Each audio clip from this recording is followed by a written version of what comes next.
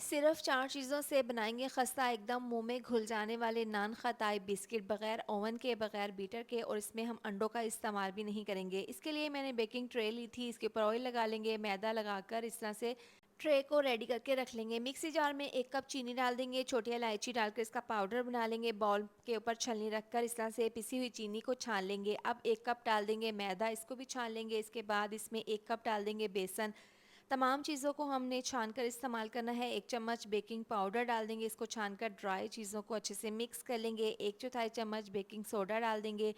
अब यहाँ पर 1 कप है घी, 4 चम्मच घी डाल देंगे, इसको चम्मच की मदद से अच्छे से मिक्स कर लेंगे। सारा घी नहीं डालना आपने, थोड़ा थोड़ा घी डालकर यहाँ पर मिक्सचर को आपने आटे की तरह गूंद लेना है। साथ ही वीडियो पर प्यारा सा कमेंट भी कर दिया करें।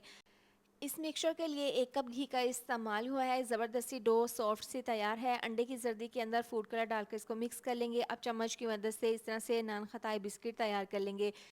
पहले बॉल बनाकर हथेली से हल्का सा प्रेस करके इसके किनारों को सेट कर देंगे। बेकिंग ट्रे के ऊपर रखने के बाद अंडे की जर्दी लगा देंगे। कढ़ाई के अंदर सुराखों वाला स्टीमर रखकर अब इस तरह से बेकिंग ट्रे रखकर इसको 30 मिनट के लिए हमने बेक कर लेना है।